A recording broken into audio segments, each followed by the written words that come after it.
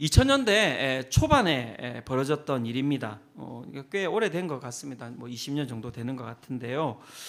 제주도에 살고 있던 50대 남성이 자기 집에 이제 기도방을 만들었어요. 집에 혹시 기도방을 만드신 분 계십니까? 그죠? 뭐 내가 쓸 방도 없는데 뭐 이렇게 하시면서, 네, 자기 집에 이제 기도방을 만들었다는 것은 그 안에 얼마나 큰 뭔가 믿음이 있었겠습니까, 그죠? 예.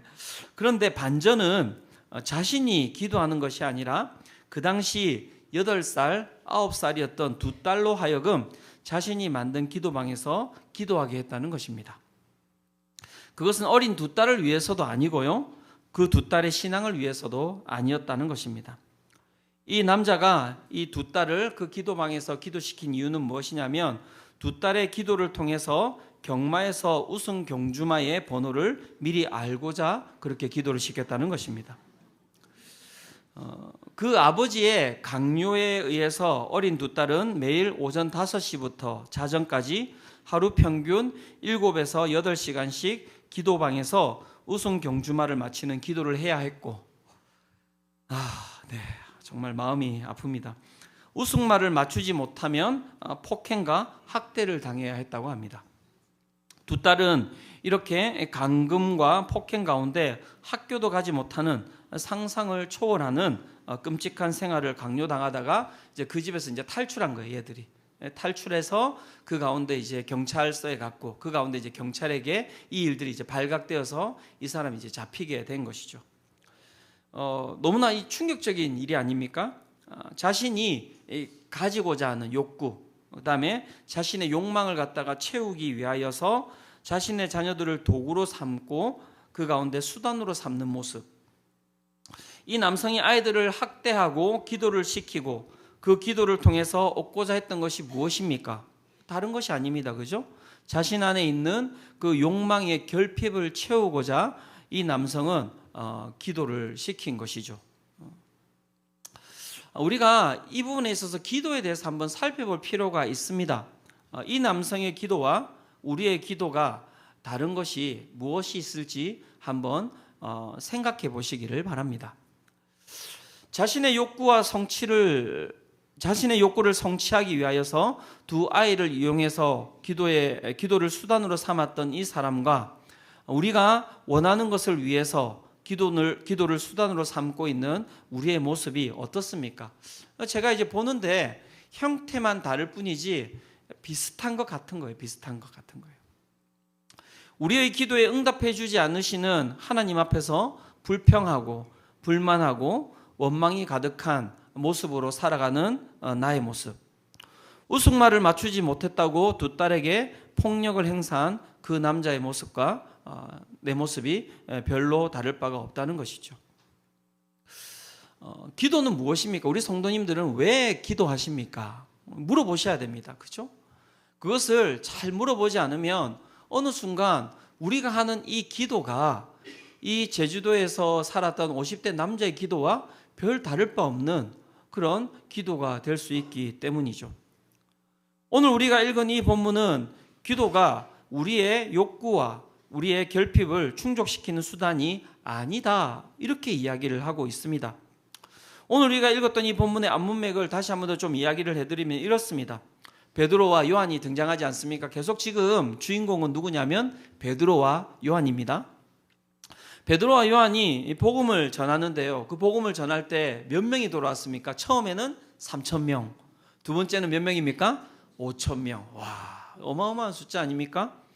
그 가운데 믿은 자, 남자의 숫자가 5,000명인 거예요. 그러면 그 가운데서는 베드로의 그 이야기를 듣고도 믿지 않고 있었던 사람들도 있었을 것이고, 남자가 아니라 여자도 있었을 것입니다. 그러면 지금 베드로가 말씀을 전한다고 했을 때 거기에 모여있던 사람들의 숫자는 대략 몇 명 정도 되었을 것 같습니까?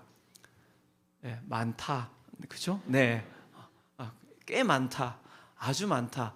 10,000명이 넘어갔을 거예요. 그죠? 생각을 해보십시오. 10,000명에게 복음을 전한다. 우리 성도님들 어떠실 것 같습니까? 그때는 스피커도 없어요. 마이크도 없지 않습니까? 10,000명이 들을 수 있도록 복음을 전하려면 어떻게 해야 되겠습니까? 단전에 힘을 주고 복식 호흡을 하면서, 그죠? 하늘로 이렇게 두 성으로 이렇게 설교를 하지 않으면 목으로 설교를 하다가는 그냥 목이 가버리겠죠. 그러니까 배로 이렇게 막 크게 소리를 내어서 설교를 했다는 것은 힘을 써야 하는 거예요. 그렇게 많은 사람들에게 복음을 전하기 위해서 힘을 쓴 이후에 그 다음에 어떤 일이 벌어졌습니까? 5천 명에게 어떻게 해요? 그 다음에 세례를 줘야 되는 거잖아요. 그러니까 하루 종일 그렇게 복음을 전하고 세례를 줬다면 여러분 그 다음에는 어떻게 하시겠습니까? 우리 성도님들은 그 다음 타임 스텝은 어떻게 해요? 네, 집에 가서 쉬어야겠죠, 그죠? 네, 그게 당연한 것 아닙니까? 그런데 어떤 일이 벌어졌습니까? 그 상태에서 많이 몸이 피곤한 상태에서 이 베드로와 요한이 어떻게 됩니까? 체포되어 구금당하고 말았습니다. 구금당하였다는 것은 편안한 곳에서 잠을 잘 수 없다는 것이죠. 불편한 유치장에서 하룻밤을 지나게 되었습니다. 그 불편한 곳에서 그 불편한 잠자리에서 잠이 잘 올 리가 없겠지요. 그리고 하룻밤을 그렇게 뜬 눈으로 지새운 이후에 이튿날 어떻게 됩니까? 예수님을 죽인 산헤드린 그 유대교 그 가운데 최고 지도자들 가운데 어떻게 해요? 끌려가서 거기서 피고로 소환이 되어서 신문과 진술 그리고 유대인 지도자들에게 위협과 협박을 받게 되는 것이죠. 그게 지금 베드로와 요한이 어떻게 해요? 살았던 그 1박 2일의 시간입니다. 자, 그렇게 이제 이야기를 하고 위협과 협박 가운데서 이 베드로와 요한이 그 유대교 지도자들에게 우리는 당신들이 이야기한 대로 그렇게 살지 않을 것입니다. 그렇게 이야기를 하고 어떻게 됩니까? 풀려나죠. 자, 여기서도 또 질문. 자, 풀려난 이후에 여러분 같으면 어떻게 하시겠습니까? 네, 일단 집에 가야 되죠. 무조건 집에 가실 거예요. 여기서 뭔가를 더 한다고 이야기하면 저한테 뭐라고 하시겠습니까? 짜증을 내시겠죠, 그죠? 목사님 피곤해 죽겠다고, 호텔에서 잔 것도 아니고, 지금 유치장에서 내가 하룻밤을 자고 그 가운데 또 나를 죽이고자 하는 사람들 앞에서 그렇게 신문을 받고 그렇게 협박을 받고 이제 내가 좀 집에 가서 자야 되지 않겠냐고.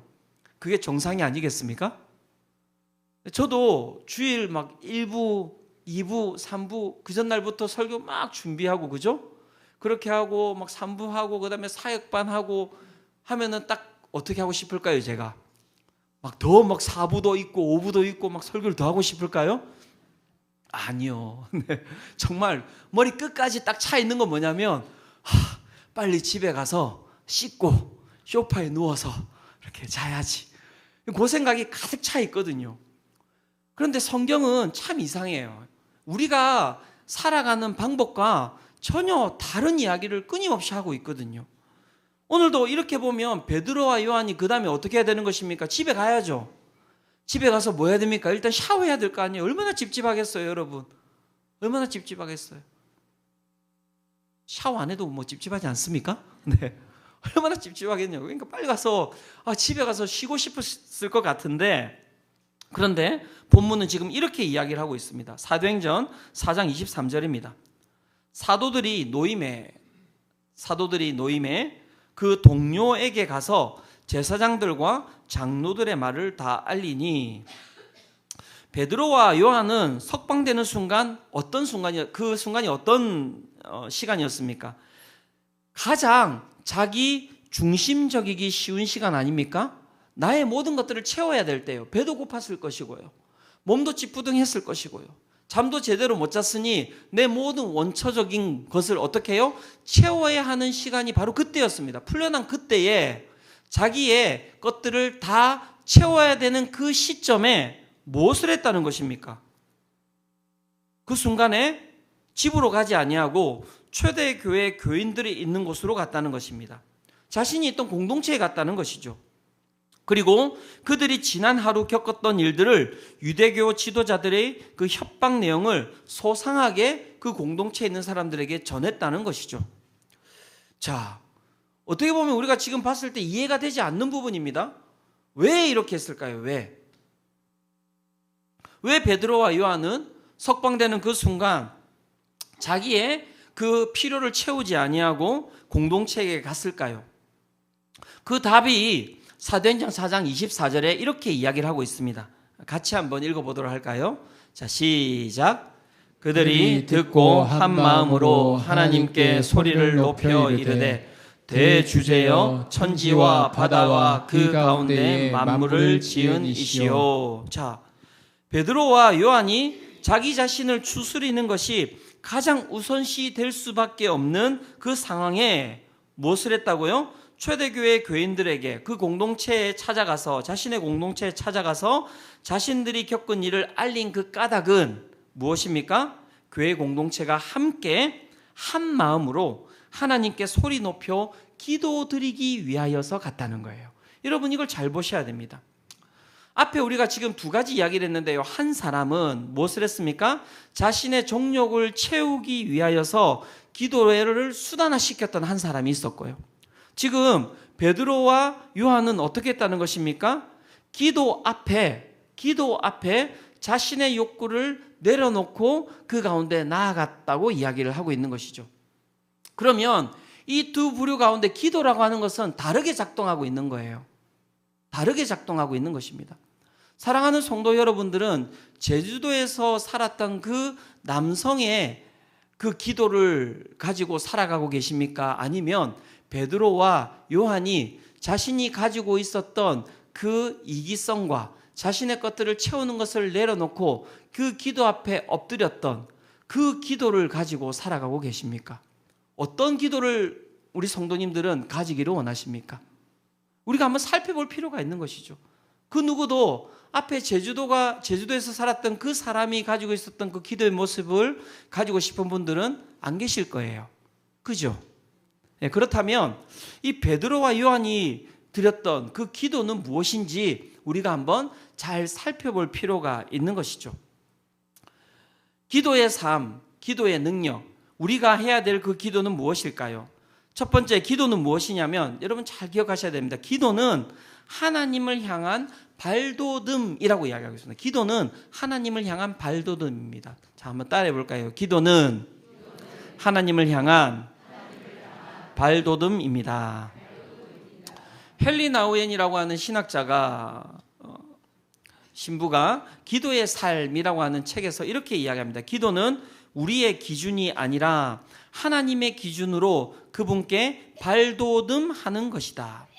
우리의 기준이 아니라 하나님의 기준으로 그분께 발돋움하는 것이다. 기도를 통하여서 어떤 일이 일어나는가라고 이야기할 때 제가 앞에 이야기 드렸던 그 제주도에 있었던 한 남성은 기도를 통하여서 어떻게 해요? 하나님을 자신의 기준으로 어떻게 해요? 끌어내려 버린 것이고요. 베드로와 요한이 했던 기도는 무엇일까요?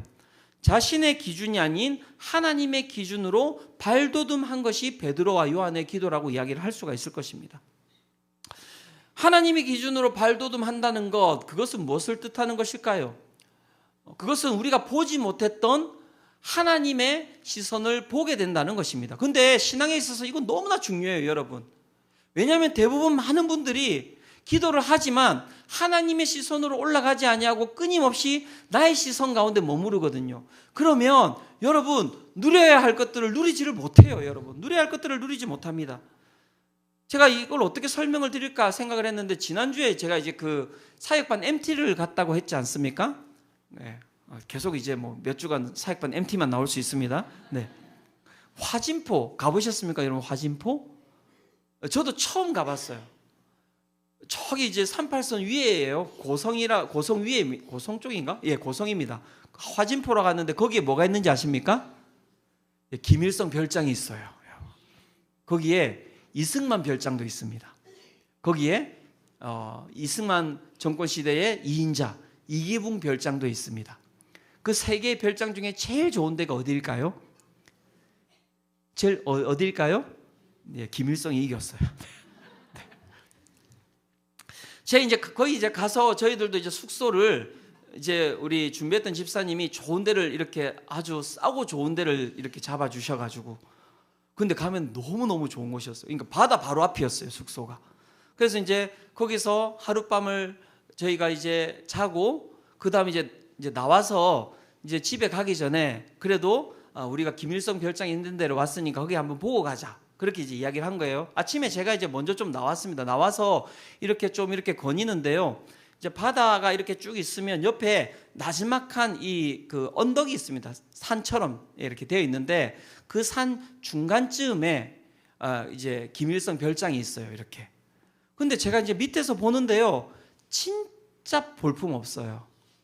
별 게 없어요. 아니 뭐 저런 데다가 별장을 지어놨지? 왜냐하면 제가 아무리 봐도 그 별장에서 보이는 건 바다밖에 없잖아요. 그러면 그 별장이나 제가 묵었던 숙소나 별 다를 바가 없거든요. 저런 데를 갖다 별장이라고 지어놨을까 되게 이상하더라고요. 그래서 저는 처음에 그냥 이제 집사님 한번 가보자라고 이야기를 했을 때도 말에 하여튼 순종해야 돼요. 여러분 순종의 능력입니다. 여러분 별로 마음 가운데 저기까지 꼭 올라가야 되나 좀 습하기도 했고 아침부터 덥기도 하니까 꼭 올라가야 되나 별 볼 것 없을 것 같은데 이렇게 생각을 했단 말이죠. 그게 인간의 시선. 그 따라 올라갔단 말이에요. 진짜 여러분 꼭 가보시기를 축원합니다. 꼭 가보시기를 축원합니다. 정말 김일성은 권력 있는 사람이 맞구나라는 제가 생각을 했어요. 정말 밑에서 보는 거하고는 정말 여러분 얼마 차이가 안 나는데 차원이 다른 거예요. 차원이 다른 거예요. 그래서 쓱 올라갔는데 올라가서 제가 딱 김일성 병장에서 딱 봤는데 새로운 세상이 펼쳐져요. 밑에서 보는 것과는 다른 세상. 좌측으로는 금강산이 능선이 쫙 보이고 있고요. 얼마나 아름다운지 말로 표현이 안 돼요. 그래서 제가 사진을 찍었는데 사진으로 보여드릴까라고 했는데 사진으로도 표현이 안 돼요. 제가 이제껏 봤던 산 중에서 제일 아름다운 산이었습니다. 너무 아름다워요. 진짜 그 능선이 너무 금강산 능선이 너무 아름답고요. 오른쪽으로는 바다가 있는데 그러니까는 진짜 이게 기가 막힌 게 높이도 아니고 낮게도 아니고 딱 그 위치에서 딱 바라봤는데요. 바다가 제일 이쁜 딱 위치예요. 그 화진포 바다가 얼마나 맑은지 모릅니다. 바닥이 다 보여요. 이 감동이 전달이 안 되는데 어떻게 해야 되지? 그걸 뭐 어떻게 다 데리고 갈 수도 없고. 예, 정말 제가 지중해도 가본 사람입니다, 여러분. 예, 정말 비교도 안 돼요. 비교도 안 돼요. 정말 바다가 얼마나 깨끗한지 모르는데 조금만 더 올라가면 그 깨끗한 바다가 또 안 보이고요. 조금만 더 내려가면 또 너무 막 그냥 바다 이렇게만 보이니까 재미가 없고요. 진짜 김일성이 승리했습니다. 제가 보니까는 그 위치가 기가 막힌 위치예요. 그 고도가 중간에 딱 자리 잡았는데 정말 그 산의 능선과 그 다음에 그 바다의 그 한눈에 들어오는 그 바다의 깨끗함, 그냥 거기서 뛰어내리고 싶더라고요. 그 자리에서 바다로. 그리고 그 모든 것들을 아우르는 하늘, 거기에 그 막 바닷바람을 맞고 이쁘게 자란 해송들이 쫙 이렇게 있는데 정말 하루 종일 있고 싶더라고요. 하루 종일. 너무너무. 제가 다시 이제 설교로 들어와서요. 이렇게. 무슨 얘기를 하고자 하는 것이냐면 기도가 뭐라고요? 우리의 기준이 아니라 하나님의 기준으로 그분께 어떻게 해요? 발돋움하는 것. 그러니까 우리의 기준에서는 아무래도 안 보이는 게 있는 거예요. 신앙에 있어서는. 근데 기도를 하면 여러분 무엇을 볼 수 있다고요?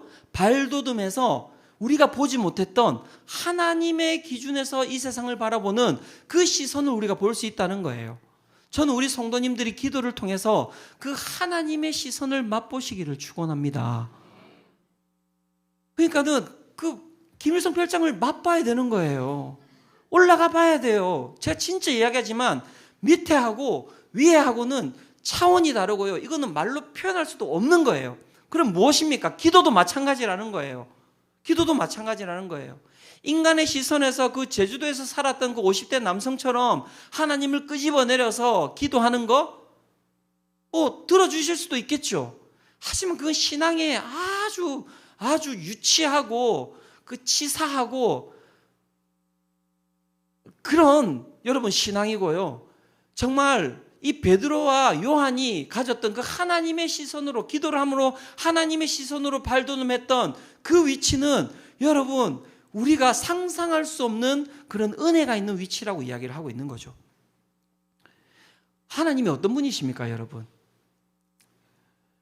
베드로와 요한이 기도하는데 하나님이 어떤 분이신지를 그래서 이렇게 이야기하고 있습니다. 우리가 가야 될, 발돋움해야 될 그 하나님의 시선. 그럼 하나님이 중요한데 하나님이 어떤 분이신가 라고 이야기할 때 사도행전 4장 24절에 이렇게 이야기하고 있습니다. 그들이 듣고 한 마음으로 하나님께 소리를 높여 이르되 대주제여 대주제여 천지와 바다와 그 가운데 만물을 지은 이시요. 하나님이 어떤 분이십니까? 태초에 천지를 창조하셨을 뿐 아니라 오늘 이 순간에도, 여러분 오늘 이 순간입니다. 오늘 이 순간에도 하나님 당신의 뜻을 따라서 만물을 새롭게 빚어가시는 창조주가 오늘 우리가 믿는 하나님이심을 믿으시기를 축원합니다.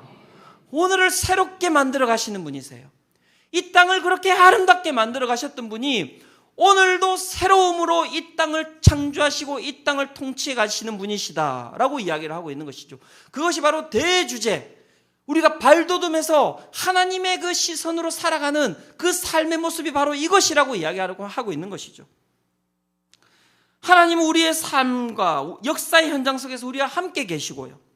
칠흑 같은 어둠, 우리가 삶에서 해석되지 않는 그 수많은 문제 가운데도 하나님께서는 그 가운데 찾아오셔서 우리가 이해할 수 없는 그 선하시고 인자하심으로 우리의 삶을 가장 아름다운 삶으로 견인해 가고 계시는 분이 여러분 하나님이심을 믿으시기를 축원합니다.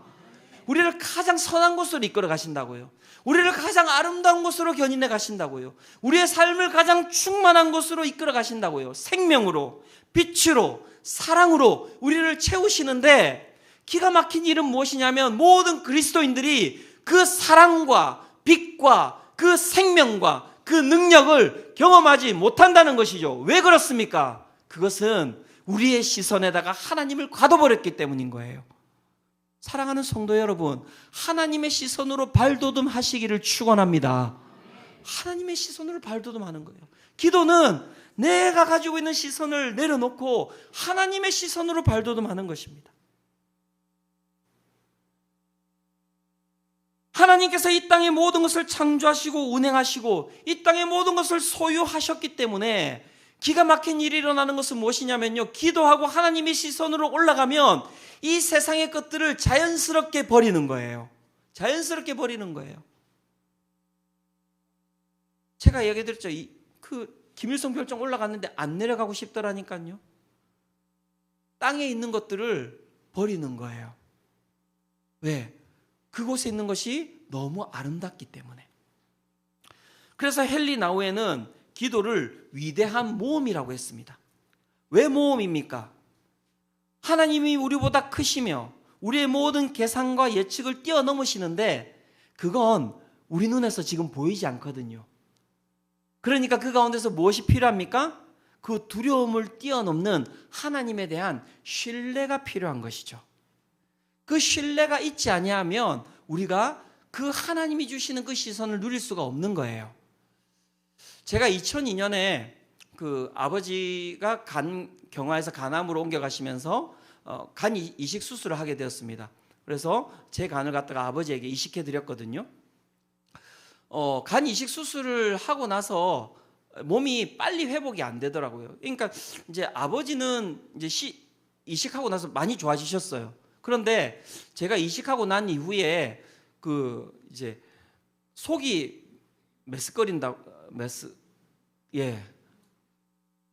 그렇습니다. 그래서 속이 너무 안 좋은 거예요. 미식거려서. 그래서 밥을 갖다가 제대로 먹지를 못했습니다. 그러니까는 간하고 이제 저는 간도 쓸개도 없는 인간이거든요. 그래서 간하고 쓸개를 이제 다 이제 이렇게 제거한 상태이기 때문에 조금밖에 안 남아 있었기 때문에 이 소화즙이 잘 안 나왔다고 이야기를 하더라고요. 그러면서 병원에 갔는데 그래도 병원에서는 정상이라고 이야기하고 저는 밥을 먹지를 못하고 되게 힘들었어요. 그 이제 아버지께서 옆에서 자꾸 이제 저한테 뭐라고 이야기하셨냐면 이거 먹으러 가자는 거예요. 이거 먹으러. 여러분 그 지금 23년 전이에요. 그러니까 저를 너무 이렇게 미개한으로 보지 마시고 이거 먹으러 가자는 거예요. 지금은 안 먹습니다, 여러분. 또 주신다면 먹기도 하고요, 또 이렇게. 근데 지금 불법이잖아요. 예. 어쨌든 그래서 아버지가 이제 보신탕을 먹으러 가자는 거예요. 근데 제가 그때 나이가 이제 28 이렇게 됐는데 한 번도 먹어본 적이 없거든요. 그걸 태어나서 안 먹었어요. 왜냐하면 저한테는 안 맞더라고요. 좀 제 정서하고 안 맞더라고요. 맛있다고 한다 하더라도 아버지가 계속 가자고 하는 거예요. 따라갔겠습니까? 안 갔겠습니까? 안 갔어요. 그냥 아파도. 왜? 아휴, 먹는다고 여러분 낫겠습니까? 그거 먹는다고. 병원에 가서도 약을 먹어도 안 되는데 뭐 그거 먹는다고 낫겠냐고요. 그래서 안 갔단 말이에요. 그런데 이게 1주 지나고 2주 지나고 계속 제가 이제 음식을 섭취를 못하니까 너무 이제 몸이 힘들어지는 거예요. 계속 몸이 힘들어져서 저도 도저히 안 되겠다고 해서 어떻게 했겠습니까? 예, 믿음이 필요해요. 두려움을 뛰어넘는 믿음이 필요해요. 사랑하는 성도 여러분, 한 그릇 먹고 나았다는 것을 믿으시기를 축원합니다. 예, 정말 그냥 따라가서 그 한 그릇 먹고 다 나았어요. 어떻게 뭐 제가 이걸 갖다 그래서 많이 드십시오 이걸 이야기하는 건 아니고 그냥 민간 요법 중에서 하나가 들어맞았다 뭐 이렇게 이야기를 드리고 싶은데 정말 싹 가라앉더라고요. 그래서 이제 아버지가 이제 하면서 그 이야기가 봐라 내 이야기를 진작 들었으면 네가 뭐라고요? 아프지도 않고 더 건강했을 텐데 왜 그랬냐? 그러면서 이제 제가 그때 이제 한 6개월 정도를 하루에 한 끼는 꼭 그렇게 이제 식사를 했던 것 같습니다. 그 이후로는 또 안 먹었어요. 몸 다 이렇게 좋아지고 나서는. 예. 다른 게 아니라 뭐 요거만 또 집에 가서 기억하시면 안 됩니다. 주은석 목사는 미개인이다 뭐 이러면서 나는 이 교회 못 다니겠다 이걸 기억하시면 안 되고 잘 기억하셔야 될 건 뭐냐면 우리의 시선에서 아무리 놀아봤자 안 되는 게 있다고요. 하나님의 시선으로 발돋움하면 그 가운데 주시는 축복과 은혜가 너무너무 많거든요. 하나님이 어떤 분이십니까? 하나님이 이 땅의 모든 것을 소유하신 분 아닙니까? 기도는 무슨 시간이냐면 그 모든 것을 가지고 계시는 하나님을 소유하는 시간이에요, 여러분. 하나님을 소유하는 시간. 그러면 우리의 삶에 결핍이 있다고 생각해 보십시오. 우리의 삶에 해결되지 않는 고난이 있다고 생각해 보십시오. 우리의 삶에 해결되지 않는 고통이 있다고 생각해 보십시오. 여러분, 하나님을 소유하고 있는데 결핍이 될 수 있습니까? 하나님을 소유하고 있는데 고난이 될 수 있습니까? 하나님을 소유하고 있는데 고통이 될 수 있습니까?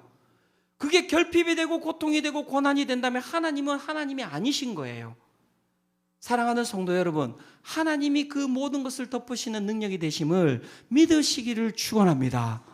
그래서 하나님의 그 시선으로 올라가면요, 결핍이 나를 갖다가 더 강하게 하는 여러분 도구가 될 수밖에 없고요. 고난과 고통이라고 하는 것은 여러분 내 삶을 쓰게 만드는 것이 아니라 그 고난과 고통은 하나님의 그 축복을 더 크게 경험하는 하나의 도구가 될 수밖에 없다는 것을 여러분 경험할 수밖에 없는 거예요. 그래서 여러분 기도해야 되는 것입니다. 여러분 기도하시기를 축원합니다. 기도하시기를 축원합니다. 여러분들의 한계를 넘어서는 여러분들의 시선을 넘어서는 그 하나님의 시선으로 들어가 보세요. 하나님의 시선으로 들어가 보세요. 정말 그것이 얼마나 복된 삶인지가 모릅니다. 정말 복된 삶인 것이죠. 그래서 바울이 이렇게 고백하고 있는 것 아닙니까? 고린도후서 6장 8절에서 10절입니다. 영광과 욕됨으로 그러했으며 악한 이름과 아름다운 이름으로 그러했느니라. 우리는 속이는 자 같으나 참되고 무명한 자 같으나 유명한 자요 죽은 자 같으나 보라 우리가 살아있고 징계를 받는 자 같으나 죽임을 당하지 아니하고 근심하는 자 같으나 항상 기뻐하고 가난한 자 같으나 많은 사람을 부유하게 하고 아무것도 없는 자 같으나 모든 것을 가진 자로다. 바울의 삶이 그랬지 않습니까? 뭘 가졌습니까? 그 사람이 뭐가 있었습니까? 그 사람이. 하지만 여러분 기억하십시오. 그 하나님의 시선으로 살았던 그 바울을 통하여서 이 땅 가운데 하나님의 복의 통로가 이렇게 열린 것 아닙니까? 오늘도 그 복의 통로를 통하여서 우리가 여기에 앉아 있는 것 아닙니까? 여러분, 그래서 시선을 하나님께로 둬야 되는 것입니다. 그러면 너무너무 많은 것들이 열리는 거예요. 너무너무 많은 것들을 허락해 주시는 거예요. 그 가운데 수많은 여러분, 우리가 요구하는 그 기적보다도 더 큰 기적을 우리가 경험하게 되는 것이죠. 여러분, 여러분들의 시선에서 벗어나시기를 축원합니다. 그렇게 하나님께로 발돋움하는 삶에는 여러분 발돋움하고 끝나는 게 아니라 그 가운데는 여러분 능력이 가한다는 것입니다. 기도에는 능력이 있거든요. 여러분 기도의 능력이 무엇입니까? 기도의 능력은 무엇이냐면 우리의 삶이 영원하신 하나님의 말씀에 순종하게 하는 것이 기도의 능력입니다. 여러분, 우리는 계속해서 기도의 능력을 다르게 생각해요. 사도행전 4장 28절에서 30절에 보면 이렇게 이제 베드로와 요한이 이렇게 기도합니다. 하나님의 권능과 뜻대로 이루려고 예정하신 그것을 행하려고 이 성에 모였나이다. 주여, 이제도 그들의 위협함을 굽어보시옵고 또 종들로 하여금 담대히 하나님의 말씀을 전하게 하여 주시오며 손을 내밀어 병을 낫게 하시옵고 표적과 기사가 거룩한 종 예수의 이름으로 이루어지게 하옵소서 하더라. 여러분, 이게 이제 베드로와 요한과 그 공동체가 한 기도인데, 여러분 이 기도 가운데서 이제 세 가지를 기도하지 않습니까? 뭘 기도합니까? 그들의 위협함을 굽어보시옵고 위협함에서 벗어나게 하여 주시고 종들로 하여금 담대히 하나님의 말씀을 전하게 하여 주시고, 세 번째는 무엇입니까? 손을 내밀어 병을 낫게 하시옵고 표적과 기사가 거룩한 종 예수의 이름으로 이루어지게 하옵소서. 딱 여러분 이 세 가지 기도 제목 중에서 뭐가 눈에 확 들어옵니까? 저만 또 이상한 사람 만들지 마시고 세 가지 중에서 뭐가 딱 들어오십니까? 손을 내밀어 병을 낫게 하시옵고 표적과 기사가 거룩한 종 예수의 이름으로 이루어지게 하옵소서. 이 기도가 딱 들어오지 않습니까? 저도 이 기도 중에서 이게 제일 눈에 확 들어오거든요. 그러면 이 기도 이후에 이것이 이루어지는 것이 여러분 기적 아닙니까? 자, 그러면 이 기도 이후에 어떤 여러분 기도의 능력이 그 가운데 드러나는지를 한번 잘 보시기 바랍니다. 사도행전 4장 31절입니다. 바로 그 다음에 나오는 현상이죠. 같이 한번 읽어보겠습니다. 자, 시작. 빌기를 다음에 모인 곳이 진동하더니 무리가 다 성령이 충만하여 담대히 하나님의 말씀을 전하니라. 네, 어떤 일이 일어났습니까? 빌기를 다음에 모인 곳이 어떻게 되었다고요? 진동하였다. 진동하였대요. 모인 곳이. 대단하지 않습니까? 근데 왜 우리가 와 하지 않습니까? 우리의 삶에 별 의미가 없거든요. 진동한 게 무슨 의미가 있습니까? 아니, 기도했으면 병이 나아야 되고, 기도했으면 표적이 일어나야 되고, 기도했으면 기사가 일어나야 되고, 우리를 갖다가 죽이려고 하는 그 유대인 지도자들이 어떻게 해요? 갑자기 꼬꾸라져야 되고, 뭐 이런 거 우리가 원하지 않습니까? 그런데 다른 일이 일어나고 있는 거예요. 빌기를 다음에 모인 곳이 진동하더니 무슨 얘기를 하고 있는 것입니까? 그들을 둘러싸고 있는 가난, 그들을 둘러싸고 있는 핍박, 그들을 둘러싸고 있는 위협이 사라졌습니까? 사라지지 않았습니까? 사라지지 않은 거예요. 기도하기 전이나 기도한 이후나 그들이 처한 상황은 그냥 본래 그대로였다는 것이죠. 그런데 그 가운데 제자들이 어떻게 했다고요? 그들의 상황은 똑같지만 그 가운데 그들이 성령이 충만하여 담대히 하나님의 말씀을 전하였다. 이렇게 이야기를 하고 있는 것이죠. 그렇다면 여러분, 기도의 능력이 무엇인지 오늘 본문이 이야기를 해주고 있는데요. 기도의 능력은 무엇입니까, 여러분? 다른 것이 아닙니다. 말씀을 전했다는 것, 그것은 무엇을 뜻하는 것입니까? 예수님께서 하늘로 올라가시면서 제자들에게 하신 말씀이 무엇이죠? 땅끝까지 복음을 전해라. 그런데 지금 기도한 이후에 제자들이 어떻게 하고 있습니까? 말씀에 순종하고 있는 거예요. 즉, 기도의 능력은 무엇이냐면 하나님의 말씀에 순종케 하는 것이 기도의 능력입니다. 여러분, 자, 그렇다면 하나님의 말씀에 순종하는 것이 능력입니까? 능력이 아닙니까? 왜 능력입니까, 여러분? 왜 능력입니까? 하나님의 말씀에 순종하는 것이 왜 능력입니까? 왜 그렇습니까? 하나님의 말씀은 어떻게 해요? 반드시 이루어지기 때문입니다. 그래서 하나님의 말씀에 순종하며 그 상황이 어떠하든지 상관없이 주의 말씀을 붙들며 나아가는 자에게 하늘의 권세가 부어질 줄로 믿습니다. 그게 바로 능력인 거예요. 그게 능력인 거예요. 그래서 오늘도 우리가 기도를 한다는 것은 무엇입니까? 하나님의 그 시선으로 올라가는 것이고요. 이 땅을 다스리시는 하나님께서 오늘도 나와 함께 이 땅을 다스리자고 말씀해 주시고 이 땅을 다스릴 수 있도록 우리 가운데 말씀을 허락하여 주시는 거예요. 중요한 것은 우리가 그 말씀을 어떻게 하는 것입니까? 순종하지 못하는 거예요. 왜요? 두려우니까. 왜요? 안 보이니까. 왜요? 내가 살아왔던 방식과 다르니까. 그래서 끊임없이 우리는 우리의 시선 가운데 하나님을 끄집어 당겨서 그 가운데서 내 시선에, 내 결핍에, 내 고통에, 내 고난에 응답하라고만 이야기를 하는 거예요. 그러니까 아무것도 안 보이죠. 여러분, 기도를 바꾸시기를 축원합니다. 하나님의 시선에 올라가면요, 세상이 달라져요. 그리고 그 가운데 하나님께서 약속의 말씀을 허락하여 주시거든요. 그러면 그 약속의 말씀을 가지고 살아가면요, 여러분 더 큰 고난이 다가올 때가 있습니다. 더 큰 어려움이 다가올 때가 있습니다. 내 삶을 끊임없이 흔드는 세상의 진동이 있을 수 있지만요, 걱정하지 마십시오. 그 세상의 진동보다도 더 크신 하나님의 진동하심이 우리의 삶을 지키시고 약속의 말씀을 붙들며 나가는 모든 자들 가운데 하나님의 영원한 언약과 하나님의 그 약속의 말씀을 이끌어 가시는 능력을 허락하여 주실 줄로 믿습니다. 그것이 바로 성도의 능력이라고 이야기를 하는 것이죠. 오늘은 1:1 양육 이제 저희가 수료식을 하는 날인데요. 여러분, 양육은 다른 것이 아니에요. 여러분 꼭 양육 받으시기 바랍니다. 왜 양육 받으셔야 되는지 아십니까? 우리는 그 제주도에 사는 사람처럼 항상 기도하며 살아가기 때문에 그래요.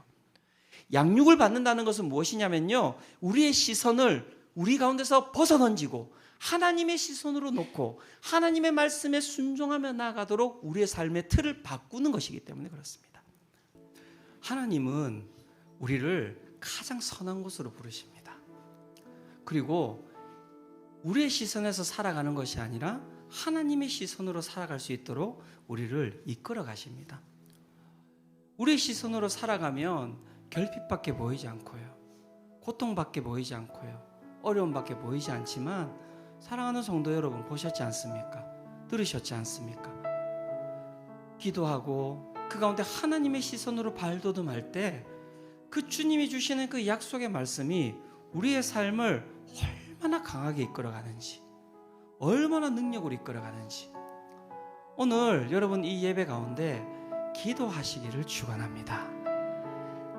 내 시선에서 벗어나서 주님, 하나님의 시선으로 발돋움하게 해주시고 우리 유미선 집사님에게 허락하셨던 그 약속의 말씀을 오늘도 우리에게 허락하여 주셨던 이 설교 가운데 주셨던 이 약속의 말씀을 오늘도 우리 가운데 허락하여 주시어서 그 약속의 말씀을 붙들며 나아가는 모든 자들이 하나님으로 인하여서 충만해지는 그 은혜를 우리가 맛보아 알게 하여 주시옵소서. 힘드시죠? 어려우시죠? 삶의 결핍이 끊임없이 나를 주저앉게 하시죠? 사랑하는 성도 여러분, 하나님을 소유한 모든 자들은 이 모든 것을 넘어설 수 있음을 믿으시기를 축원합니다.